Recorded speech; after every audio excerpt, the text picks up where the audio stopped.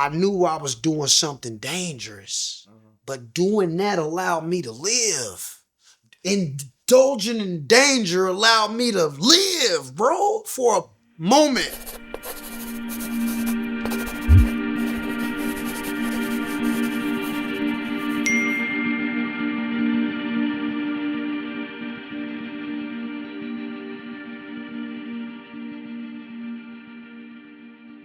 I was turning 40 years old, you know what I'm saying? And I was at the mall and I didn't make any plans. I hadn't had any plans for my 40th birthday, but I was dealing with some stuff emotionally. I was dealing with the fact that I outlived my father. You know, I was dealing with mortality because he died when he was 37 years old. So I'm dealing with that. I'm dealing with the fact that, you know, I'm having issues with my family. You know what I'm saying? That I felt alienated. I felt alone. So I reached a point. I sat down on a bench. I remember I was outside the food court and I just got on Google and I'm looking at places where I can jump out of an airplane because I needed to release everything that was inside of me. And the only thing that I could do, I felt like, was jump out of a plane because I wanted to be close to death. I wanted to be close to the edge and I feel it as I'm talking to you. It's like, you know what I'm saying? I want to say it again because I can feel the wind of the plane blowing on me, man. I swear on Like everything. as you telling the I story. swear I could feel the wind That's blowing real. on me. That's crazy. And so I made the reservations, man, and that was August the 15th that happened. So on August the 16th, on my birthday, I made a trip out to, I think it was Butler or Buckner, Missouri, somewhere south of Harrisonville. And I had a chick with me. She was hanging out with me. She claiming she gonna jump. She got there. She flaked out on me. You know what I'm saying? And I get it because they made us watch a VHS tape, an old school VHS tape, telling us all these crazy rules. If the seatbelt don't work, it's your fault. If the parachute don't open, it's your fault. If the plane crashes, it's your fault. And after they tell you all this it's your fault stuff, they give you a document to sign to say that you agree that if something happened, it's your fault. Oh well, I'm with her then. Yeah. So We on the when, same page. when they passed her the document, she like, oh no, baby, I ain't doing that. But I was already determined I needed to experience something that would bring me close to God. Outside of praying and meditating, I needed to feel something, man, because there was something going on inside of me at that moment in my life that was indescribable. I was about 2.5 years out of prison. I hadn't really found my place in society as the reinvented man. The man that I had did the shadow work on in prison who's now in society, I didn't know where he fit. So I was in this weird space where I was, you know, tapping in with my old self and trying to learn my new self at the same time. And it was having a really crazy impact on me. You know what I'm saying? So jumping out the airplane, the idea of jumping out the airplane was my way of saying, fuck it, I'm jumping. I feel the wind again. I feel that shit. I feel it. So, you know, they I'm sitting, it's my birthday, man. I want to jump in the plane and then go on to the next activities. You know what I'm saying? We got weed in the car. You know, it's 816 day. Busy Bitten got activities in the city. I got all this programmed in my head. Yeah. But these people got me waiting and waiting and waiting and waiting. And I'm there all day. I'm kind of low key mad. But I can't go home because now I'm going to say I wasted my birthday out here. I got to do something. So finally they said, you're going to jump. But you're going to jump with all the people, all the professionals. I thought that was pretty cool. Me, a non-jumper, I get to jump with all these professional white boys that just love adrenaline.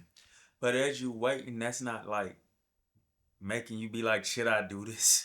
Yeah, Ain't none of that. that crossed my mind because I'm seeing her get bored. She's bored out of her Yeah. mind. I'm feeling kind of like, damn, I'm just sucking the day away. You know what I'm saying? And it crossed my mind like, nigga, do you really want to do this? You could die. But it was some part of me that says, bring it on, death. Bring it on, death. Where are you, death? You know, And I know you serious. I'm serious as a motherfucker, bro. Yeah. I was dealing with some really Yeah. crazy stuff, man. And when I sit here and think about it, you know, I can picture myself in the mindset that I was in. Nobody really knew. Nobody really knew. You know, again, I was tapping in with my old self while being my new self, trying to learn that nigga. But the old nigga is the nigga that I'm comfortable with. But I know that the old nigga was unhealthy. I know that. But that motherfucker's cool. That's a cool motherfucker. Yeah. And I've been knowing him for a long time. But this guy right here, yeah, this guy's a man. I didn't know him. Trying to get to know him. He's reinvented. This is a reinvented thing. So I was just kind of like, fuck it. Get me the plane. That was my attitude, bro. So I get in that plane. And you got all these professional jumpers, people that have, jumped hundreds of times.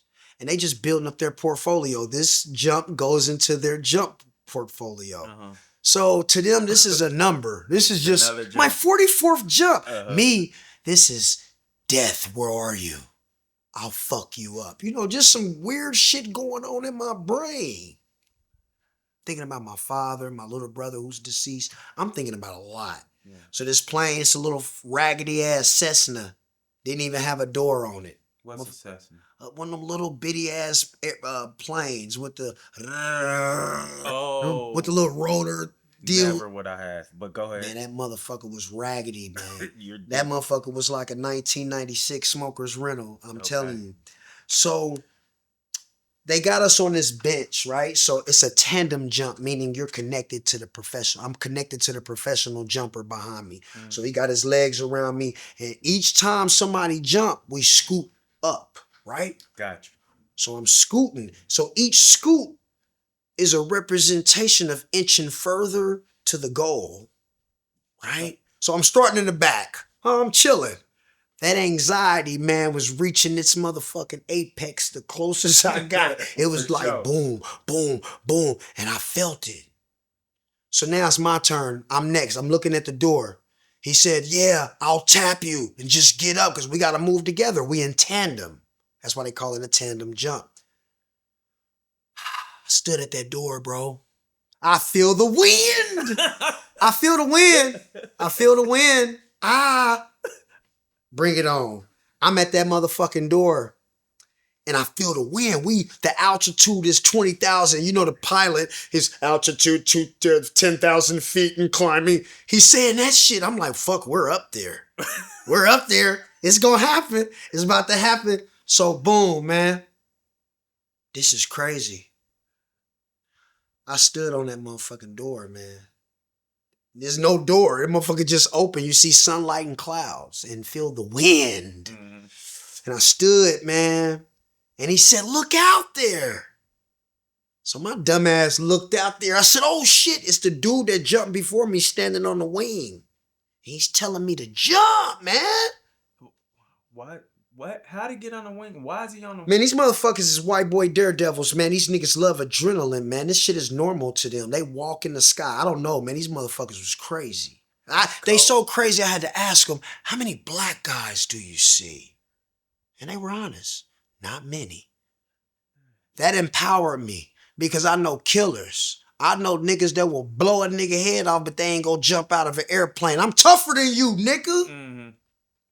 I'm tougher than you. Yeah. Well, you're telling yet, but you know what I'm saying? Not yet. Yeah. So boom, I'm spooked. I see this dude and he's casual. Come on. Like, come on, dude. On man, this nigga's tripping. He's like, look, my dude is behind me. If you don't want to jump, I know you're scared. We can go down. You don't get your money back. You're going to pay for the fuel, okay? For sure. But we can go down. This is not, but I'm up there. I got baby girl down there waiting on me. She wants to hear about the experience because she's a chicken. You see what I'm saying? Man, I stood there and I felt the wind. And I just tipped over out that motherfucker. I just literally tipped over. I feel it, man. I feel it. Hallelujah. That's how they make you feel, man. It's just, man, somebody gonna want to jump out of a plane. They gonna say that nigga cap. And they gonna say, no, he's not. No, he's not. That Yeah. guy's telling the truth. Yeah. Jumping out of an airplane is the most therapeutic thing I've ever done in my life. Okay. Outside of talking to a therapist, bro. Because it's time to talk about the fall, the descent to the ground. I told you about the ascension. Now it's talking about the descension, because the descension is when you decompress and release. Mm-hmm. So you build up this high level of anxiety combined with all your traumas. That shit is like in the airplane with you. It's at the top. Mm-hmm. And then when you jump, it's a decompression, and you say, with all due respect to the audience, it's like a big fat emotional ejaculation. A release. I can feel that. Yeah, a spiritual, yeah. emotional. Because That what shit happens be during the needed. descent, this white boy, he's a daredevil, so he wants to spin you around and turn you in circles and do all this shit you see on TV that the dudes do. I didn't want to do that because he don't know my mission. I need to be one with nature. I need to be one with the sky, nigga. Stop doing that, sir. That's what I told him. Can you please stop? Because I started crying because I wanted to think about my brother. I wanted to think about life. I got a short amount of time in the air, nigga, and we ain't about to do no tricks. What we gonna do is float. Mm-hmm. And when I told him that, he patted me. I was like, all right. So that nigga pulled that chute. He stopped doing that shit. I said, let's just float, man. Let's just float. I just want to float. I want to think about my brother. I was serious though. It's funny now, but I was serious as a motherfucker. Man, quit spinning me. I'm going to throw up. Just let's float. So we floated. I started praying and stuff. I think he might have been emotional if my memory serves me correctly. In that descension to the ground, I had a chance to think about my whole life. The air up there was so crispy and pure, and you can smell the water particles in you can smell the water particles in your nose. Mm-hmm. It was crystally clear air. It was void of any pollution, void of any toxins. It was God's air. Because I started telling that dude, I said, God's earth is so beautiful. God's earth is divided. So I started talking in spiritual sense in ways that I don't really talk. That shit was deep. It was deep because I'm suspended thousands of feet in the air. If anything happens, I'm dying. I trusted him and we trusted God. It's beyond our control. His expertise only goes so far, bro. In that moment, I was ready to go, but I wanted to live. Do you feel like you felt a piece of paradise? Yes, man. Think about it. I knew I was doing something dangerous, but doing that allowed me to live. Indulging in danger allowed me to live, bro, for a moment. I don't know, man. I think we got to get to the landing. Okay. So we land. I do all the peaceful thinking, all the Buddhism related type of thinking that I could do in a matter of seconds. Gave appreciation to the vision, the view that I had, because the view was panoramic and 360-ish. It was just the vastness of the earth. And the purity of the air, your lungs is open because I couldn't breathe. And all I'm thinking about is, damn, am I going to pass out? So I got to turn my head to the side to catch my breath and then go down. That shit hitting me. My face is making that, you know what I mean? That acceleration, velocity face ass nigga, you know what I'm saying? Mm-hmm. And then it's time to land. So he tell me, kick your legs out. You're going to land on your ass. All right? He got his legs out. I got my legs out. I'm holding the parachute. Boom. Land on my ass. He unbuckles. Woohoo. He do the white boy shit. Yoo-hoo. Right? I'm still in meditation mode. You know what I did while baby girl over there yoo-hooing with him? I start barfing. I start throwing up. And what I believe I was throwing up was negativity, spirits, trauma. All right? I barfed. I didn't throw up. I barfed. It was like, ugh! It was like that chunk, right? So I told you we had weed and shit. We was ready to, it was birthday. It's time to turn up. I didn't smoke no weed for real that day, man. Okay. She asked me, I just talked to her. I said, you remember that? I said, you remember how you kept saying, baby, you okay? I said, I'm good. I was overwhelmed with peace. I remember she did all the driving, going down 71 North, going back into the city so we can enjoy the festivities on 18th and Vine.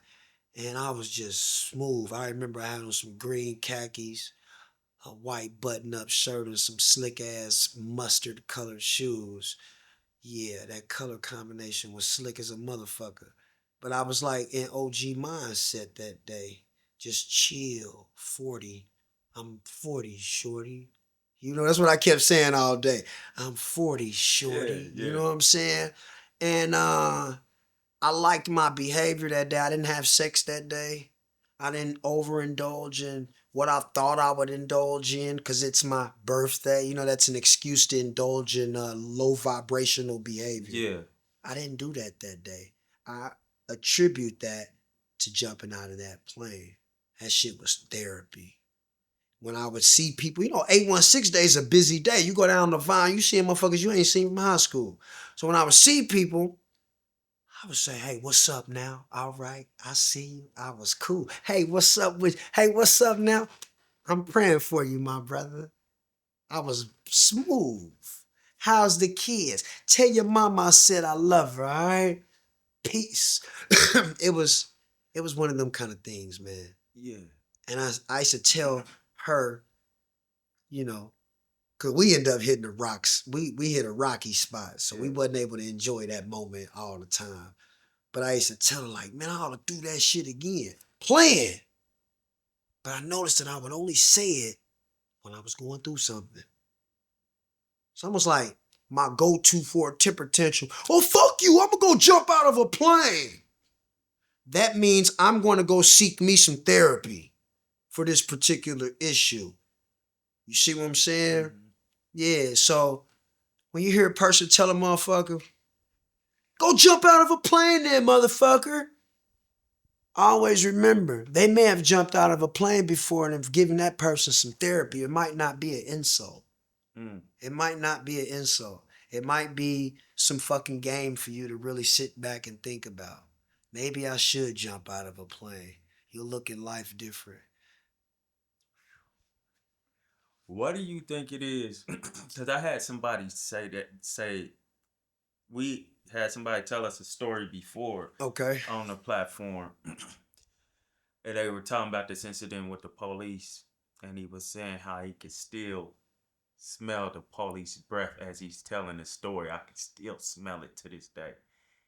But with you, your story of jumping out of the plane, I can Feel the feel the wind, nigga, the wind, nigga, the wind. What do you think that is? What do you attribute that to? Your experiences leave signatures on your soul. That shit carved an inscription in me. And the inscription came by way of the wind. His came by way of another conduit. He had another Yeah, avenue. yeah, yeah, yeah. Mine was the wind. It Yeah. carved it in me, right? Man, you just brought up the police, right? Mm-hmm. And he got beat up by the police. No, no, no, no, no, no. Oh, It, okay. it was just a. Oh, okay. Yeah, yeah. Yeah, but that signature on your soul, man. He had a signature left on his soul, Mm-hmm. and it came a certain way.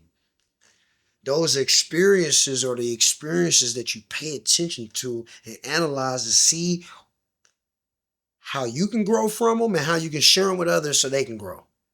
Them motherfuckers left a signature on you, man. You can't, it's an inscription. It ain't a signature. They got a damn inscription on you. Yeah. It ain't going nowhere. It ain't going nowhere. I don't have not one friend that jumped out of an airplane, but I can tell you how many people that I've inspired to actually, at minimum, entertain the idea of possibly, I think I want to jump out of a plane because of how Rob explained it. That's beautiful. That's powerful. That's influential because it's positive. Mm-hmm. I'm sharing a story of not just so much adrenaline related as we spoke about earlier, but this shit deals with spirituality and emotions and pain. we've all experienced those different emotions that I just explained. You know what I'm saying? I believe that a lot of things that we deal with, we don't deal with them because we fear what we'll have to face when we deal with that shit. It's ugly as fuck. Mm-hmm. You know, this old lady, man, I was going through some shit. She said, hey, I need you to take a look in the mirror, Rob. And I said, why? She said, because you look like your fucking decisions. And I said, damn. One of my mama's friends told me that. Mm-hmm. Yeah, my mom said, get this nigga out of my motherfucking house. Go drop this nigga off in the city. Go drop him off in the city where he like to sell drugs and shit. And on her way to take me, she's talking to me, trying to, talk to me. Hey, what you going through? What's going on? This was years ago. Your decisions, you look around you. It's a reflection. This is a reflection of your decisions. Everything in your life is a reflection of your decisions. Yours, not your neighbor's, not your mom's, yours. And I think if you look at life like that, boy, you pick yourself up by the goddamn bootstraps and do some shit. You know what I'm saying? Mm-hmm. But it's pain that gotta remind me of that type of shit though sometime though. Yeah. But pain, to me, is the mother of creativity.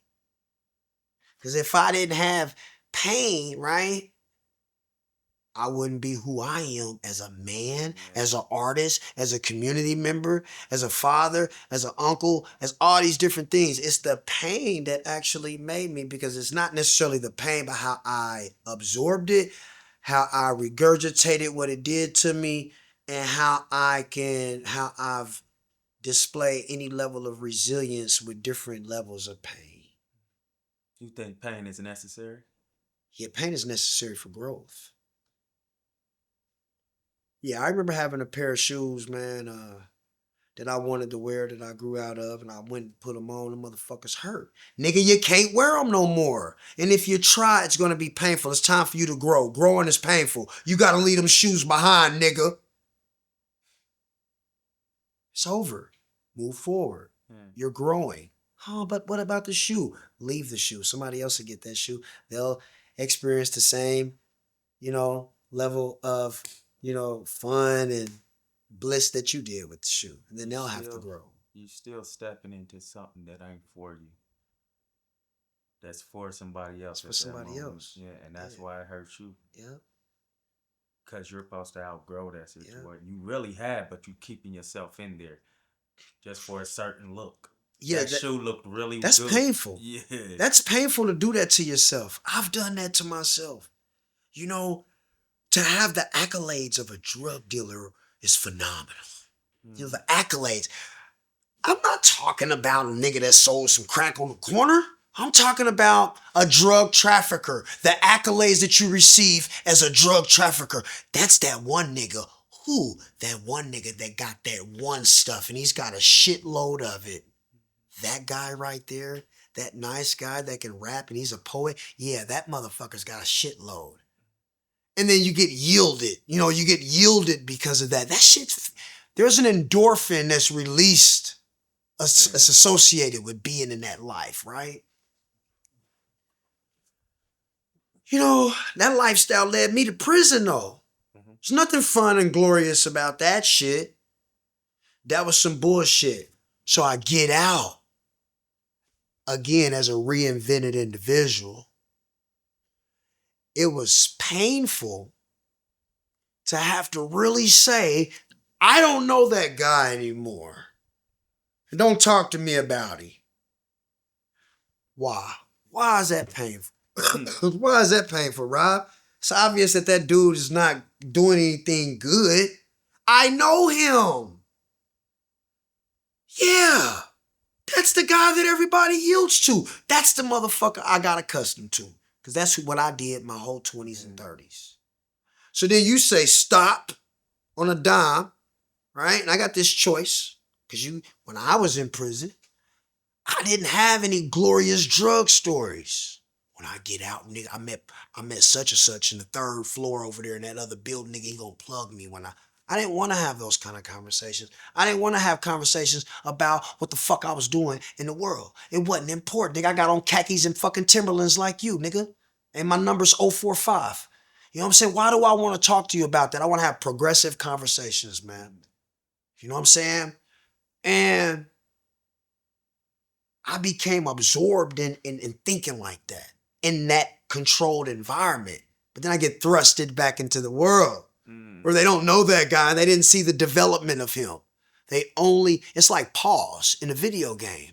It's like, okay, it's just pause to them. To me, it's shit still going on behind the scenes, big dog. I have to evolve. It's pause to them. So then I come back and then I hit unpause. But I'm a whole different motherfucker. They're like, oh, he unpaused himself. What's up, dog? And I'm like, assalamu alaikum, my brother. Or how you doing, my brother? I'm very stern and stuff like that. They like, hold up. Is that Rob? Mm-hmm. Is that ROB?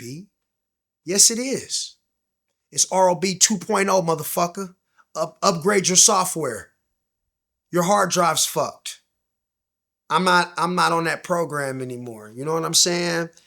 And it was painful because I had to accept that I'm not as cool with that dude over there that I thought I was. We don't have anything in common. We only had underworld ties in common. My life is bigger than the underworld. The underworld is important because the underworld is an economy. So you got to understand, well, to me, you got to understand that shit, right? But that lifestyle is not nothing that is conducive to my growth.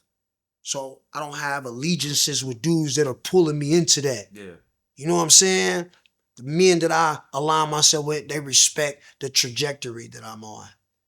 And I had to find peace and admiration in that to combat the pain because I'm seeing the old life sail away like a boat. And I had to say goodbye. When previously, I'm like, but wait, let me hold on to my ticket and still hold on to this. Now I'm like, man, fuck you. I'm over here. Yeah. Gonna sail away. It's painful. It's painful because those are a lot of memories, a lot of connections, but they're superficial. And you connected that to love. Absolutely, some love. Which gave birth to other pains. Mm-hmm.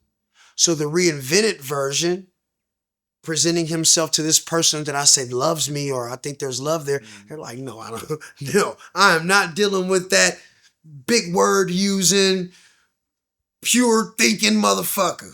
Mm-hmm. I want the nigga that's gonna snort some coke off my titties and fuck the shit out of me. We don't want Sharif.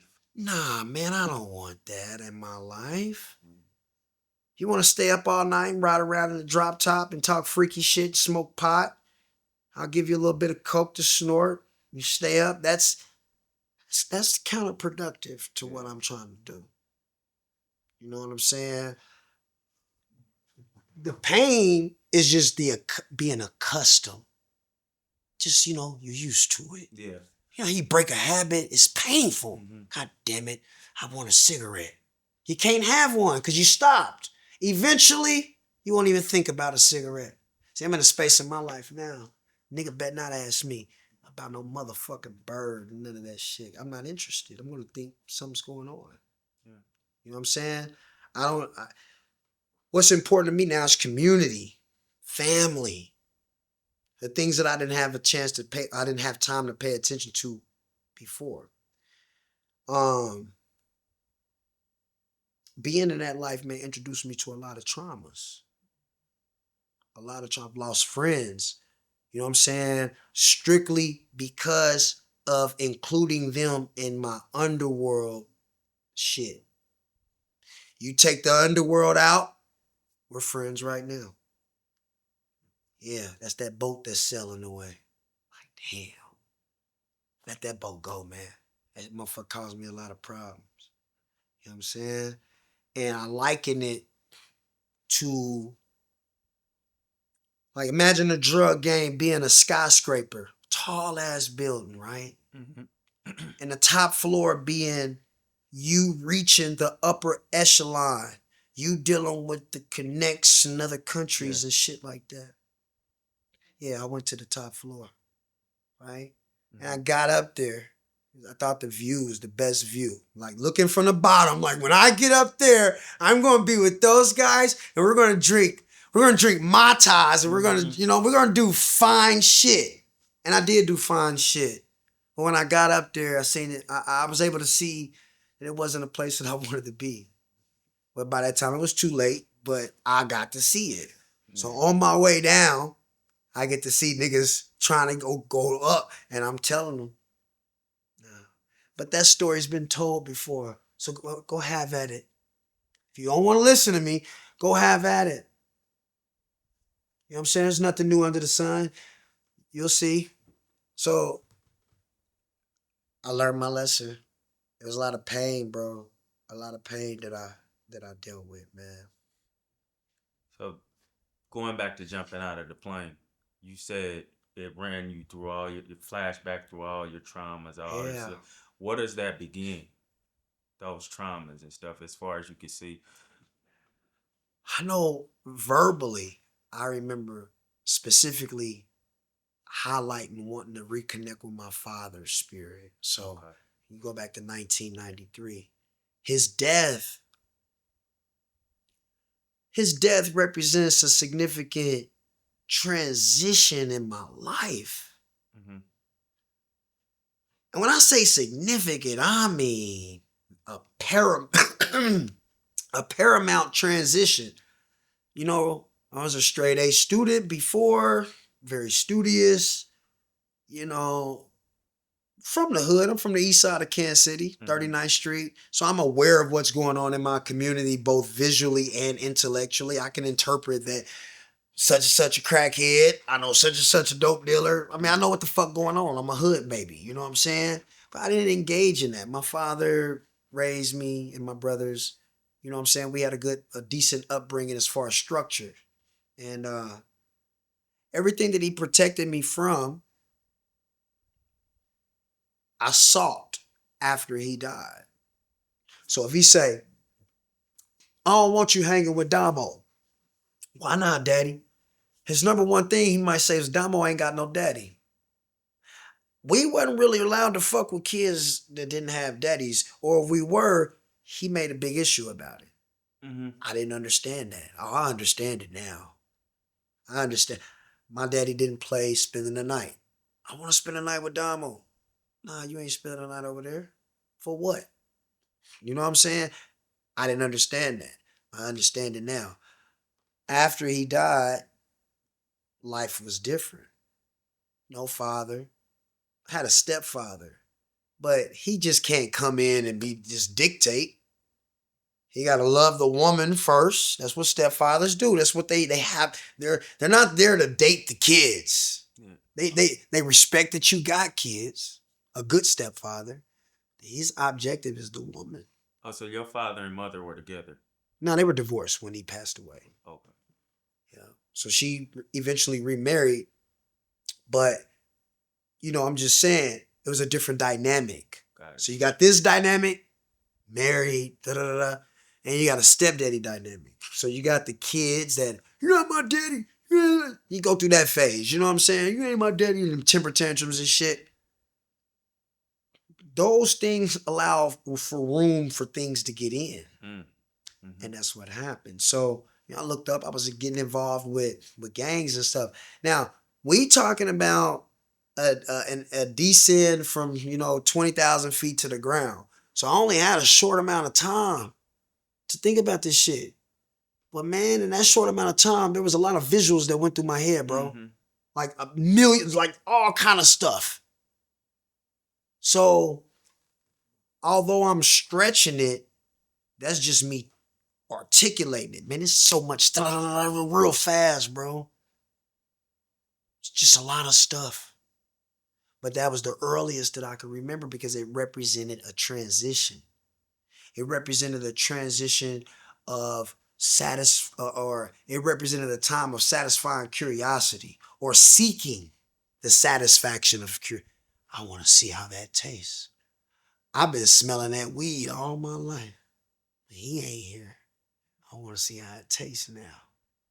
Mama can only do so much. Stepdaddy ain't gonna do shit because he's stepdaddy. He's a good man. But he can only, because all you gotta do is say you ain't my daddy. He gonna do like that. That's what I would do if I was stepdaddy. You know what? You right, little nigga. I ain't your daddy. Because I like your mama. And I don't want to get into it, so I gotta tell her, hey, me and your son, whoopty whoop. You know what I'm saying? Yeah. And we wasn't bad kids. It's just that the trajectory changed very fast. They went, well, at a moderate pace, it changed. And you fast forward to now, I'm able to develop a philosophy for being able to see that change. I have a philosophy on parenting and fatherhood and stuff based on what I saw as a child. Yeah. You know what I mean? How'd you find out about how when your father passed? And do you remember the Yeah, moment? yeah, And that's a vivid memory. He was sick. He was sick from cancer, and I was uh I was a seventh grader at King Middle School, and I was ironing my uniform, mm, and my mom got a call from my auntie, and she told my mom, their father passed away, and I heard my mom crying in another room, and we like, what happened? And then she told us. Yeah. But my father knew he was gonna die.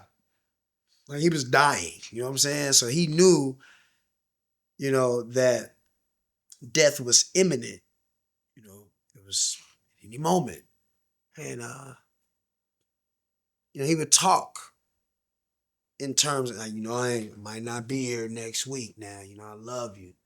That's a hell of a thing for a 12, 11-year-old, you know what I'm saying, to take on, because you don't really understand the concept of death in totality, that like, nigga, I'm gone. I'm not coming back. It's eternal sleep, nigga. I'm not coming back.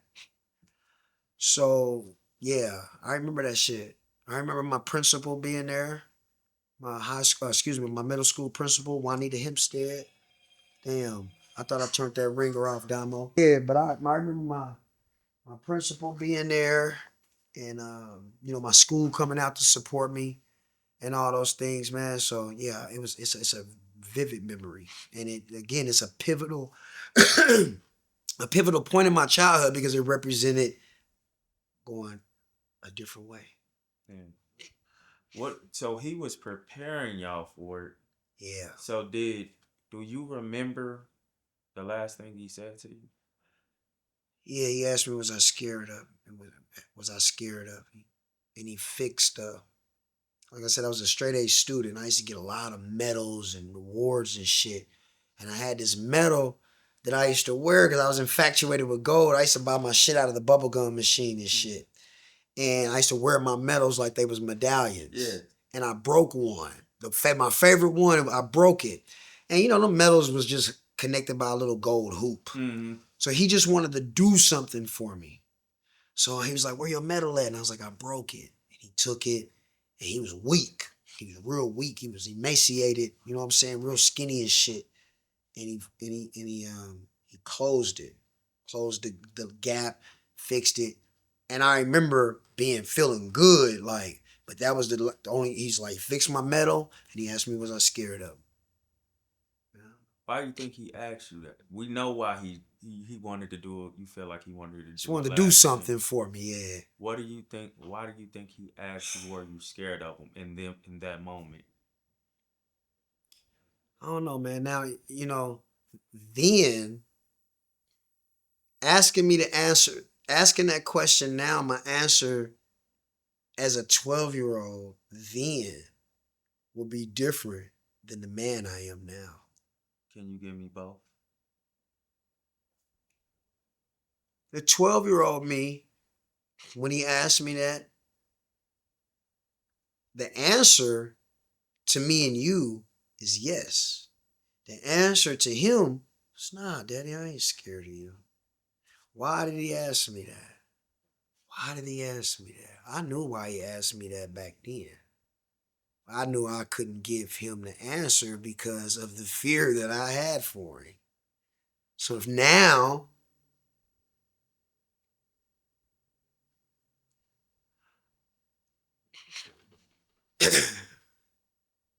as a father who has embarked on many, many, many court battles to play a position in my kid's life,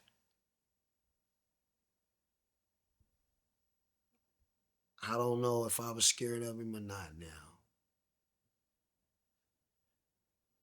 It's a lot of confusion now because he was, he was a great guy, but he was abusive. Say, how can you say that in the same tongue? Because I don't really understand what the fuck I was going through as a kid. But as an adult, I can say that my dad was a good man. He taught me some. I look, man. You come over to my crib, my bathtub is white. Okay, my bathtub is white. You spend a night, you say, "Hey Rob, let me get a towel. I want to take a bath." You don't have to stand at my tub and look at that motherfucker like, "Damn, this nigga nasty." My shit white. My daddy taught me how to do that. He used to make us get in the tub after he take a fucking bath, okay? After his bath at the railroad, he's dirty and clean it up with dry comment. Dry. You gotta dry rub that motherfucker. Then you hit it with some water. Then you hit it with more comment and pine sol and then hit that motherfucker again. It's sparkling white. I use comment to this day. I use dental floss because of my father. My mother's a great person, but we're focused on him right now. Just in case she's watching. Say, what about me? It's okay, Mom. But yeah, I floss my teeth because of my father. There's a lot of little things that I picked up on strictly because of his presence. And, as a 45-year-old man now, I just got a lot of questions, I think, that I feel like would fill in a lot of holes about my childhood and things like that. Yeah, him and my mom, how they interacted and what was the source of their confusion. You know what I'm saying? The true source of their confusion. So yeah. Maybe because you said you look at it now and you say you probably wasn't scared as a Yeah, I 12-year, probably would. but I think you were. Because I don't think as a 12-year-old or anything younger, there's deeper meaning to why or deeper causes to why this stuff is going on. You probably just look at it like, why are you hitting me, dog? Why are you this angry or whatever? Yeah. Why, you know what I'm saying? What did I do? It's not really why are you this Well, I'm angry? gonna It's tell like, you what? what it is. When you say what did I do? My daddy used to, fight my mom. So I called the police on that nigga. 911, what's your emergency? My dad's beating up my mama. Right? That's what I'm supposed to do. Be there for my mama. But when my mama would leave, he wanted to talk to me about that shit, man. So that's like me calling, like we adults, right? You fight your woman, I call the police on you. And then you get out of jail and then you want to talk to me about it. We're adults. I know what you're coming to talk about. We're gonna talk. But I'm a fucking kid. Yeah. And this motherfucker talking about, hey man, why you call the police on me? I'm like, what the fuck? I don't know what to say. And it wasn't smooth like that either. Wasn't smooth like how I just. So, I'm outside playing and, I see mom roll down the street. I'm like, well, shit, I'm standing outside till she come back. I'm standing outside, but then hey, Robert, come here. I already know what that is. You only been out of jail for 2 days. You ain't had a chance to talk to me yet. Man, that was a lot of pressure for the 11 and 10-year-old me, the 9-year-old me. It's a lot of pressure. So as the 45-year-old me, a man that I don't fight women, okay? Yeah. I don't beat up women. But I got issues with my son's mothers that have evoked a lot of anger because my foresight allows me to see how it's going to impact the children.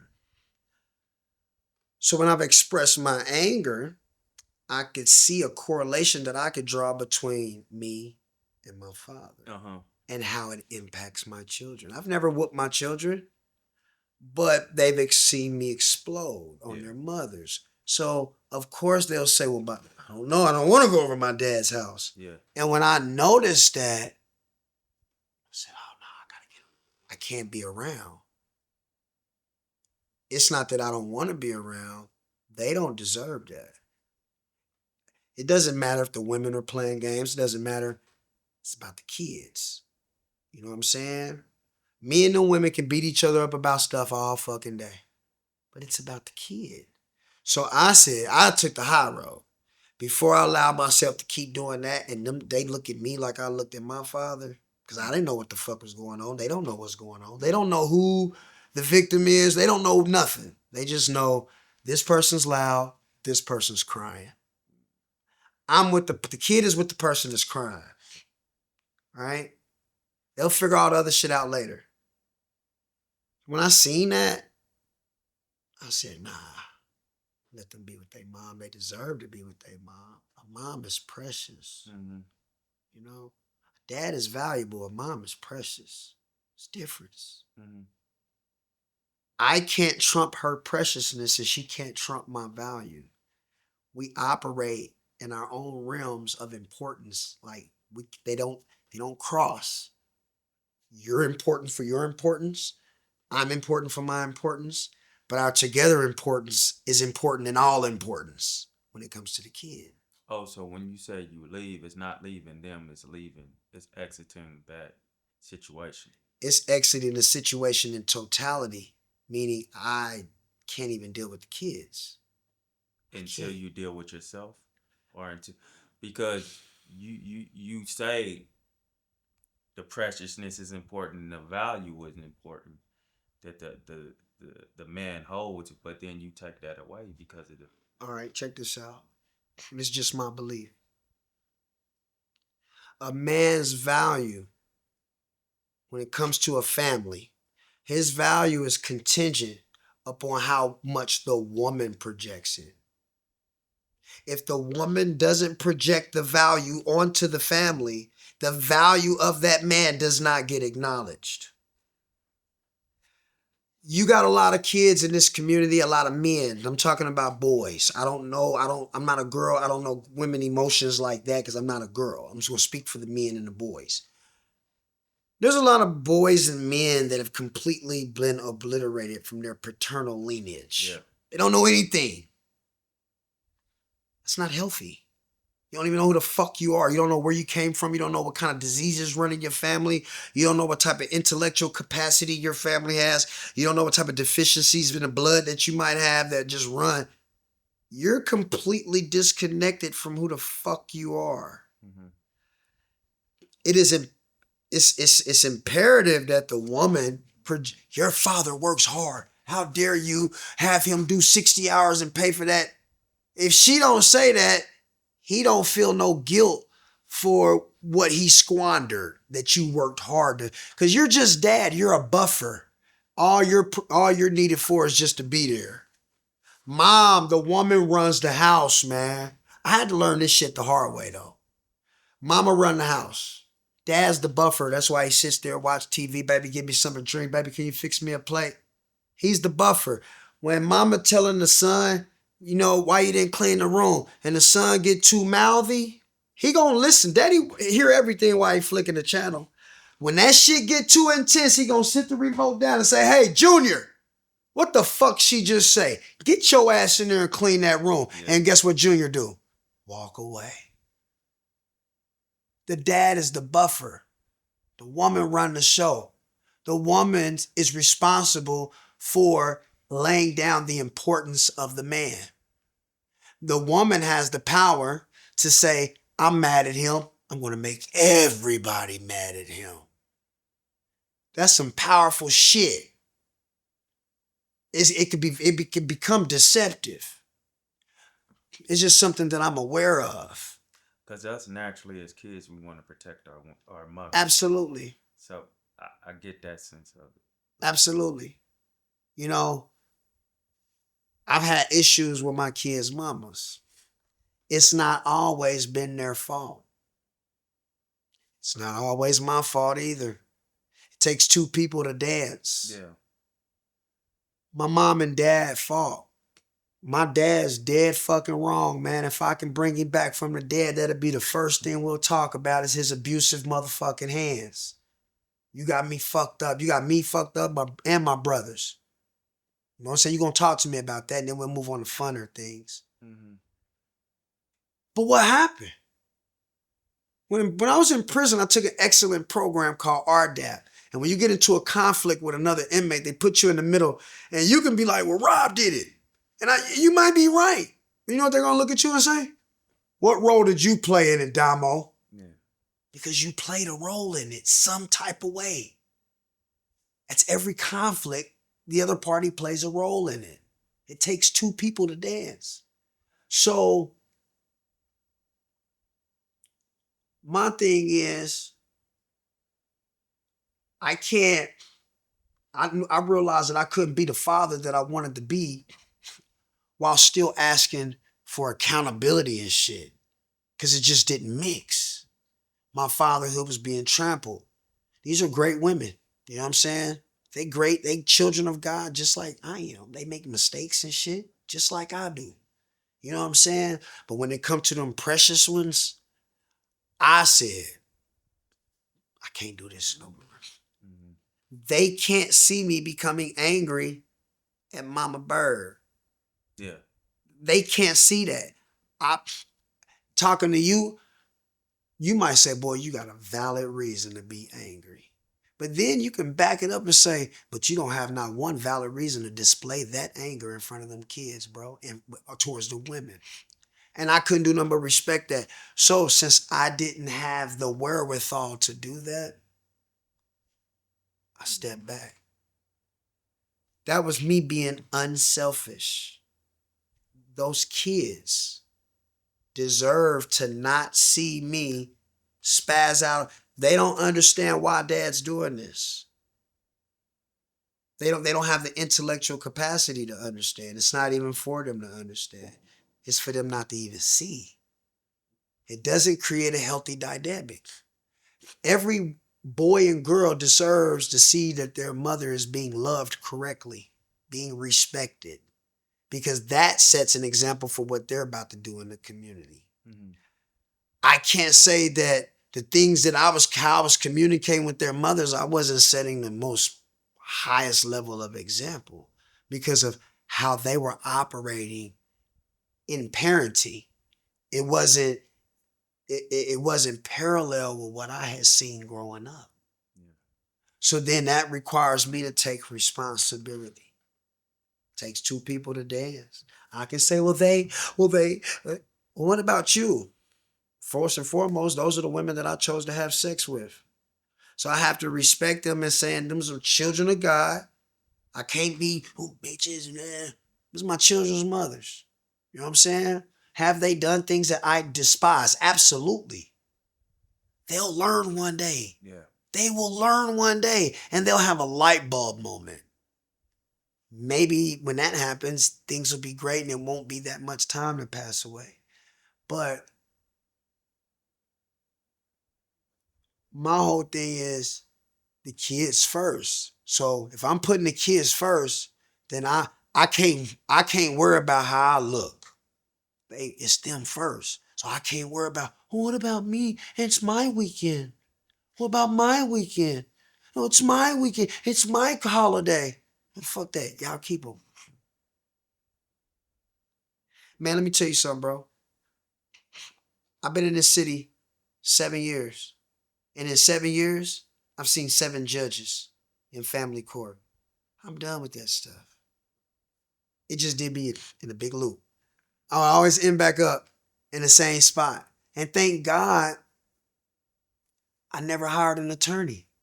See, that shit was painful, man, going through that stuff. Because I spent time at UMKC's law library. I'm talking to all these random students. Hey, what are you doing here? Are you a student here? No. Are you a student here? Yeah, I'm studying family law. Well, why don't you help me with my case then? Damn, man, I'm sorry, bro.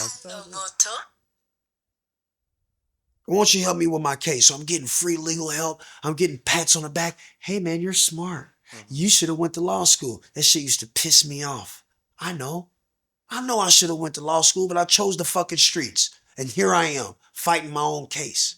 I would never do this in federal court or state court for a criminal case, but it was family court. And I saw how dirt baggish these motherfuckers was. All them judges, all them guardian ad litems that represent your children, they'll tell you, I'm here to represent your child. Now you're here to divide my child away from me. Man, them people were sinister, bro. That shit was sick and diabolical. Because if you have a problem with your child's mother and you hire an attorney, you'll never be able to see what I saw. He's not going to tell you. Man, them people laugh at us in chambers. They can't even get it together. She's running around doing drugs. He's running around selling drugs. And they can't even figure it. They talk about us in chambers. What if it's two white people? Stupid niggers. Can't get it together. Sure, having all these babies. They don't care. It's business. It's business. I had a lady tell me, she walked me outside, bro, after court. She was my son's lawyer that the court appointed my son. She said, now I knew this lady. She said, I know you want to be in your son's life. I know you care about your son. You're strong. She played that strong black man thing with me. You're a strong, educated black man. So she said, I can get you your son, but it's going to cost you some money. So I said, now mind you, I'm in the new self. That old D-boy would have been like, oh yeah, what's up? Well, talk to me. Now you playing with my intelligence now. Because I'm here standing on righteousness. I'm here with God. God is my attorney. He's my guide. God is my GPS that's guiding me through court. Mm-hmm. And you're telling me, I'm fighting an honest fight, but you're telling me, give you some money so you can basically sway the court in my favor. You had the nerve to tell me, you got Versace glasses on. What kind of shoes is them? I like that belt. She sized me up. Economically, financially, she gave me a whole little synopsis and said, this nigga got about this amount worth of clothes. I read his file. I know he's been to federal prison. This nigga got some money somewhere. Mm-hmm. I felt disrespected. I felt disrespected. That's just a microcosmic view of what I experienced in all those years. I went to court trying to address an issue between me and my son's mother. It was a very egregious issue. My case, the judge looked at me and said, I think you need to go do some behavioral management. I said, what? I don't even want to do this case. I just dismissed the case. It's crazy. Crazy. So during that time, I was one of them dudes, I was prideful about what I was doing. Like, yeah, nigga, I found a motion. You know what I'm saying? I got this dismissed. Yeah, because I'm winning against attorneys, so it was stroking my ego. So you got people, say, hey, Rob, and my nephew going through some shit with his baby mama. I want him to come sit down with y'all. Send him over to me, man. Just give me $100. I'll type up his paperwork and tell him what he got to say in court. That's what I was kind of hustling that shit on the side. Yeah. People were calling me, hey, Rob, I got family court. Nigga, this is my judge. I was feeling good. I felt like, nigga, a motherfucking rap version of Carl Buzzy up in this motherfucker. You know what I'm saying? That shit got so bad. People call me and I say, I got one question. Do you respect your baby mama? Oh, no, fuck that bitch. That bitch won't let me see my kids. Call me when you respect your baby mama. You'll never have a proper relationship with your children unless you respect your baby mama, bro. I don't give a fuck what you tell me. I don't care that she stole your money, that she did this. I don't care. If you can't respect her, you're not going to have a good relationship with your children. Maybe when they're adults, but while they're kids, no. That's just how it is. That's how it is. Respect your baby mom so you can love your kids properly. It's hard, man, when you've been done wrong. It's hard, bro. Being in and out of them courtrooms, wasting time. She said, I want you to do supervised visits with your son. I said, why? I haven't done anything. The other side thinks that's funny. That's not funny. It's going to psychologically impact him. You're not going to know it until years later, though. Years later. And they're going to remember all that shit. So, yeah. Thinking about my father, I correlated to what I got going on in my life, man. Your father, going back to that moment though, you don't think, have you ever thought in that moment he was giving you the floor to be truthful about it? Yeah, because I've done that. I've done exactly what he did. And when I started doing that is when I realized that I realized why he was doing it. He wasn't doing it to ask me, like, he was trying to assure me that he loved me, man. I'm not me. I'm not trying to be mean to you, Rob. I love you. Same thing. When I found myself doing that to my boys, I said, it's time for me to back up. Because my situation with their mothers is so bad that it's trickling into our relationship. And I'm overcompensating. I'm doing extra stuff for them to say, hey, I'm really a good guy. Yeah. But I can't say that. Yeah. I can't be like, I'm really a good guy. And then look at their mom and be like, fuck you, bitch. That don't even. So if I can dish that shit out to a peer of mud, I have to eat my own medicine. I don't need to be around them boys like that until I can respect their mothers. And I'm working on that. I'm being honest. It's been a lot that didn't happen, man. And, you know, I don't have any resentment. I'm trying to build up that respect. I mean, respect to me, say, well, Rob, what does respect look like? Meaning when they fly off the handle and get mouthy, I don't respond. I'm almost there. You know what I mean? We're all different. Because, you know, people say, well, if that was me, if I was, you're not me. You're not me. God made one Robert Taylor, R.O.B., reflection of brilliance, not bullshit. That's me. You know what I'm saying? So that's the beauty thing. That's the beautiful thing about life. Like, God made you. And he gave you an assignment. That's yours, unique assignment. It's yours. And it may require for you to leave your best friend behind because it's your assignment.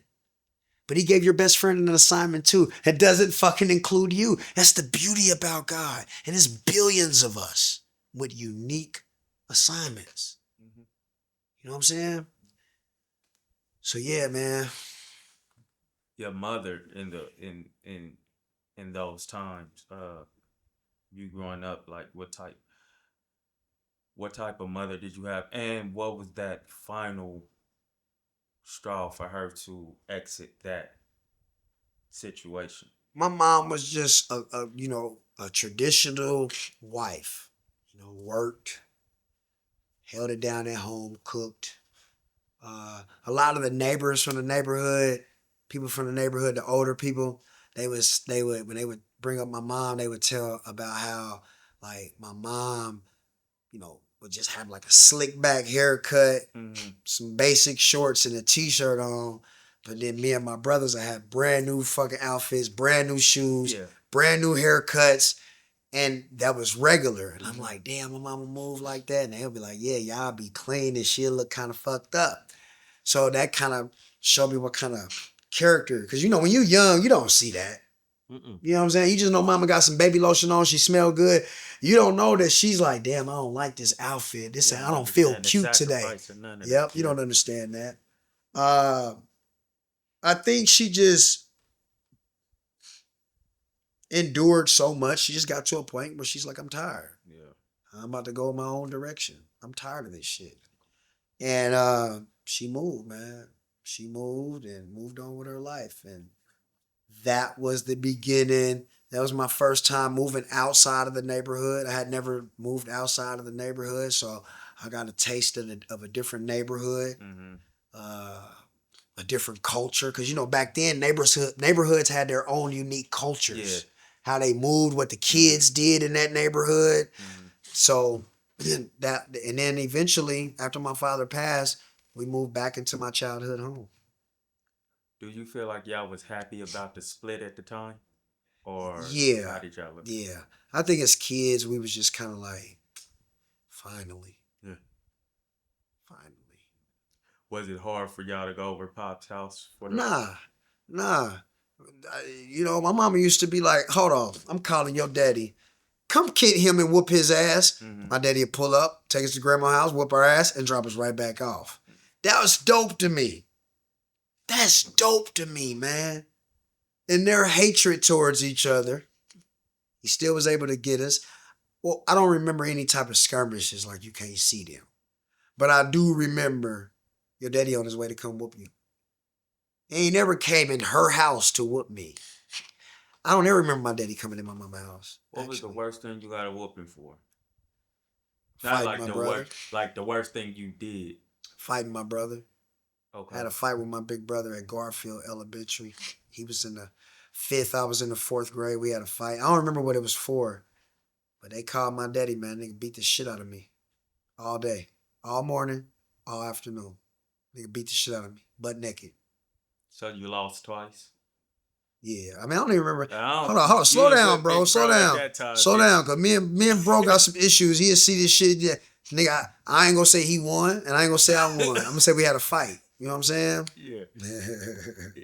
But my daddy came pick me up from school. They called. They let my brother stay. But he came pick me up. Maybe I did start it. I don't know. Maybe it was some aggression that I brought from home into the school. Who knows? And took me to the bank, got me a sucker from Commerce Bank. Everything was cool. As soon as we walk in my grandma's house, he said, go take your clothes off. I said, fuck. Oof. Nigga whooped me with a My weight dogs. belt. A what? A weight belt. The ones you put around your back? All morning and all day. And my grandma, like, he was taking breaks. Like, he'll take a break. He smoked Salem Lights regular, and he'll smoke that funky ass cigarette. That was a funky ass cigarette. I like the smell of a Newport, but I still can't stand. Shit stink. Man, he's smoking that cigarette, and then I'm thinking like, okay, maybe it's over, and I might move. He be like, don't move. Cause when I get finished, I'm looking at that cigarette, and I'm watching that motherfucker scale back, and that motherfucker represent me getting closer to the ass kicking. And yeah, I remember he made some Polish sausages for lunch. We had lunch. I ate them motherfuckers naked. Then he started whooping my ass again, man. That shit was real, bro. Yeah. My grandma came home, man. And my family probably be mad that I tell this story, but this shit crazy, though. Okay. He said, my grandma came. I hear her pull up. She come in through the basement. And she's like, hey, what are you doing? Like, just hysterical. So now they arguing. Like, yeah, I'm whooping his ass. He got suspended from school, But while they arguing, I'm putting my clothes on. So he's like, who the fuck told you to put your clothes on? You don't listen to no damn bitch. I swear to God, bro. That was his mother. So, again, I spoke highly of my father. My father was a very intellectually astute man. That incident makes me say, what did my grandma, who the fuck did something to my daddy? For him to say some shit like that. He wasn't that type of man. And I'll never forget that. Matter of fact, I just was in Houston and I asked my auntie, I said, hey man, y'all ever do something to my daddy? Why you say that? And I told her the story, and it was kind of like unbelievable to her. Like really? And I said, auntie, how would I remember that? That shit happened in 1988.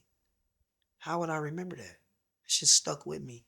And I always, my grandma too old, she don't even like talking about him. So it's a lot of unanswered stuff that, you know what I'm saying? Yeah. You think that'll help you understand them a little more than Understand you already. me and him. Yeah, Yeah. It's about understanding the cloth that you cut from. yeah. You know what I'm saying?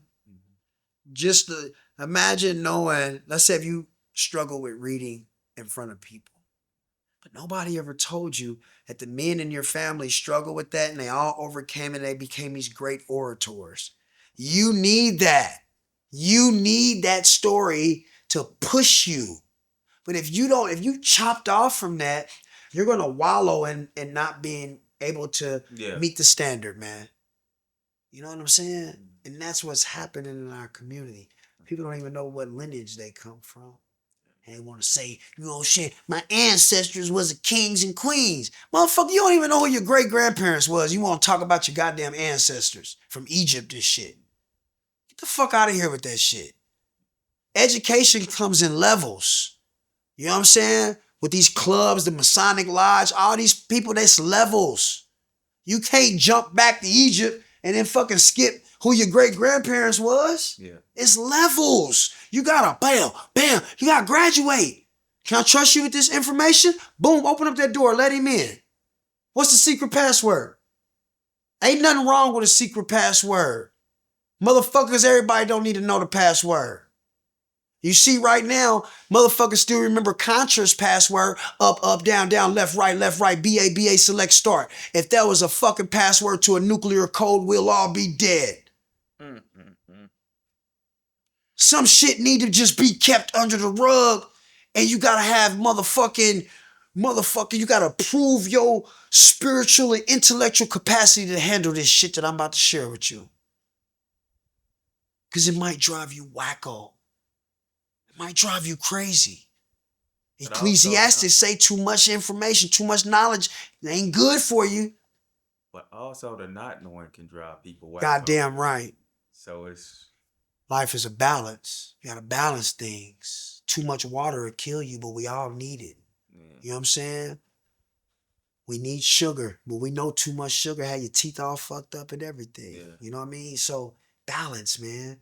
But your education, no matter what level that it's on, your education is what unlocks the chains of mental slavery, cuz. Right? So anything that you're unsure of, anything that makes you a slave to the illusion, you unlock it by educating yourself about it. Once you educate yourself about something, you're free. You understand. Oh, okay. Like when somebody give me something, say, hey man, put together this bike for my son. It's Christmas, right? You over here putting the son. Hey Rob, do this for my son. I'm gonna look at you and I'm gonna say, where the directions at? Where's the directions? Well, Yeah. all you gotta do is put the screw right there. Nigga, where the directions at? So I have a route to take. So if I make a mistake along the way, I can look at the directions and say, oh, I was supposed to put the ring on 1st, Mhm. not last. See what I'm saying? Mhm. Directions. I believe you meant because you just brought up chains and slavery or whatever. And this is not exactly slavery, but what I'm talking about. But I believe you may understand what I'm asking you. Some people may not draw it. When your father passed away, Yeah. did you also feel a level of the chains breaking? Yeah, I felt a relief.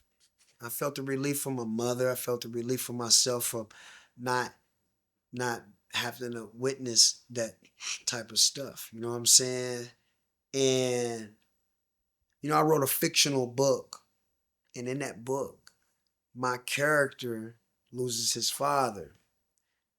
That character is loosely based on my experience. And in that book, it talks about how my character felt a little lightweight relief when his father died. Because that's exactly how I felt. And I cried, but there was a quiet relief Mhm. of not being under so much scrutiny, not my mom not, you know what I'm saying, having to deal with what she dealt with. Yeah, it's kind of fucked up, but And being able to do some stuff uncontrolled. that you Yeah. didn't want me Yeah, to but get I into. hadn't been introduced to that yet. But you were around it, kind of. Didn't you say Well, when y'all moved? it was okay. So when we moved, once my parents divorced and we moved into a different neighborhood. So I was just like any other kid, dabbling in shit, Yeah. curious about shit, but I had a invisible boundary that he put up, so it was only so far that I was willing to go. Because remember I said his presence, he wasn't in the house, but his presence was still in my subconscious. That nigga come out the woodworks on my ass. I ain't, you know what I mean? So the sicker he got, the more opportunistic things became. So yeah, once he died, after, when I say after, I mean like a year later, I'm like, shit, I can go hang out down here now. Mom ain't too busy to pay attention. Stepdaddy, even if he know he's not gonna say nothing, he's new. I didn't consciously know these things now, but now looking back, I can say that. Like, damn, he couldn't say nothing. Damn. I really wanted him to. The older me now, like, damn, I wish that nigga would have stopped me. He couldn't. He couldn't. He didn't even know me. He didn't know my mama. He would have had to really get on some Buffalo shit. I'm here. I'm your daddy. Nigga, you ain't doing. A little black boy gonna rebel on that. It'd have been all hell in the house. You know what I mean? Yeah.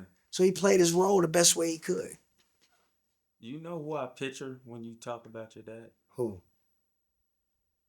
Was his name Furious on Boys? Yeah, Lawrence Fishburne. Yeah. If I made a biopic about my father, that's who I would have play my father. They got this. Even when I seen that movie as a little boy, he reminded me of my father. The way he communicated with the boys in the neighborhood, how he was. He wasn't with the woman that he had the kid with. You know what I'm saying? It's just, he embodied what my father was. Mm-hmm. So, what does it look like when you actually begin to take that step up? Well, what most people would say, jump off the porch. But What does it look how like? Did it start? How did you know? Jumping off the porch.